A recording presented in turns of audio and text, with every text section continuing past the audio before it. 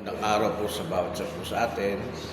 At ito po yung kagandahan sa buhay na meron po tayong mga pagkakataon na pwede nating ilaan muna sa Diyos daily, at maganda ito sapagkat pinagpapatibay po sa atin na tayo po ay humihingi ng gabay, humihingi ng kalooban ng Diyos na mangyari sa atin.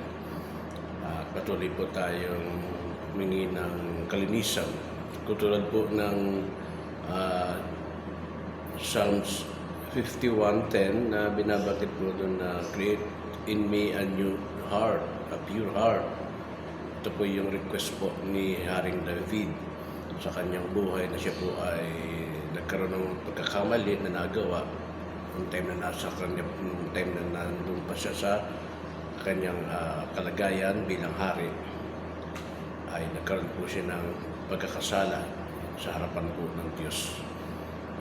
Ito po rin po yung pinakamagandang bagay po na dapat po nating hilingin, and especially po sa buhay po natin, magkaroon tayo ng malinis na puso. May mga tao po na tila parang tinitingnan nila yung kalinisan ng puso sa pamamagitan po ng nakikita nilang outer, sabihin yung external action ng mga kapwa Christian. Like for example, nakikita natin ngayon si Joel Villanueva na talagang marami po mga Christian ang bumabatikas po sa kanya sapagkat bumigay daw po at kumampi po doon sa mga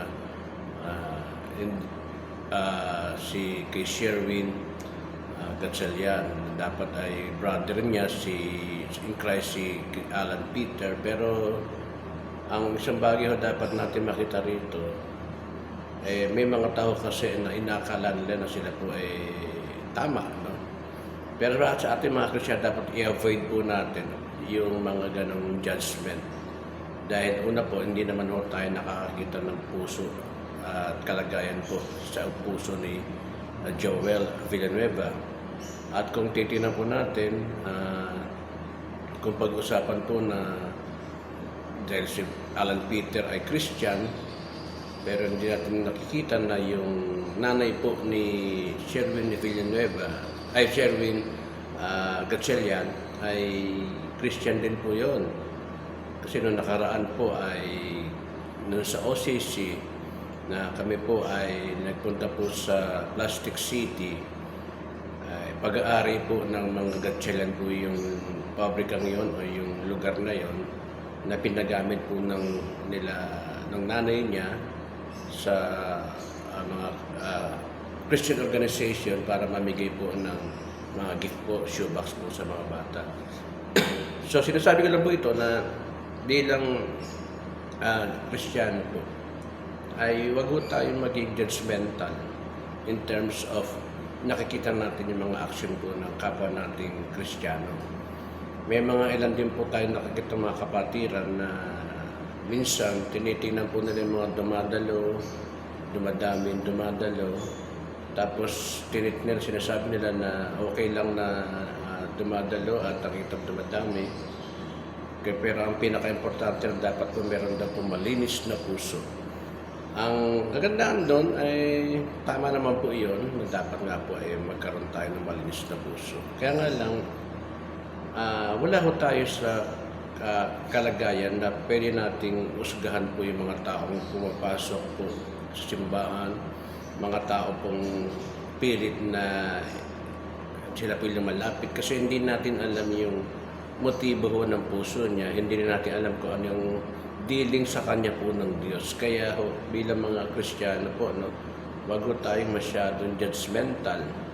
Dahil una-una, wala ho tayo kakayanan, masilip man lang ang laman ng puso ng mga kapatiran, ng mga tao na nagsusumikap o nagnanais lumapit sa Panginoon. At ano man po yung dealing ng Panginoon po sa kanya, hindi natin alam. Kaya naman po, yung ating po mga pagminsan, nagagamit po tayo ng kaaway, ng laman po natin, na baka naman ang binabanggit mong yan ay out of inggit or out of mga bagay na kung saan po ay nagkakaroon ka ng sakit, no? sa puso, dulot po ng mga trahedya ng buhay. Pero gano'n pa man, ay ang dapat natin tingnan dito, kapatid, ay yung prayer po ni David. Gawain natin. At hindi lang po dapat ito na tayo nagkakamali, tayo po'y nanguhusga ng tao. Kundi araw-araw ay hilingin natin, Lord, give me a clean heart or a pure heart. Every day po, maganda po ito Kasi yung paghingi natin ng pure heart o clean heart, meaning to say, nagsasubmit po tayo sa Diyos na buhay, no? Na mahalaga po yon sapagkat yung submission yan, yun ang hinihingi ng Panginoon po sa atin. Kaya naman po, kung tayo po ay nagkakaroon po ng gano'ng impresyon sa mga kapwa Kristyano, lumalabas po na tayo po ay nagmamataas. Lumalabas po na tayo nagmamagaling. At lumalabas po tayo na nangangatwiran tayo doon sa mga sakit and pain na nadadarama po natin sa nagdaang mga panahon o mga araw na meron po tayong leanings na rin po. So, ibig kong sabihin, yes, we pray, obey the Lord, no? At ang Diyos na po ang bahala doon sa mga ganong bagay. Diyos po may kakayanan gumawa ng mga bagay nito. At masili po ang laman ng puso ng mga tao ngayon. Kaya nga sa atin, wala po tayo doon sa tinatawag na yung paghihiganti, wala po sa atin, nasa Diyos po lahat yun.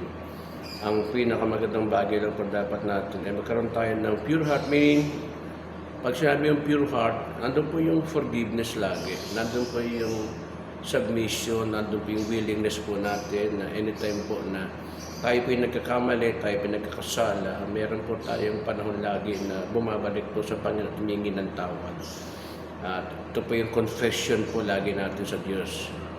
Kaya ito po, kinuha po ito ng mga pare, no? Na yung confession po na sa confession room, gano'n. So, tayo po, meron po tayong confession totally po directly to God. Kaya naman maganda ho na humingi lagi tayo ng pure heart sa ating buhay kasi ito po yung magiging silbi po, no? Na kung saan po tayo nagkakaroon po ng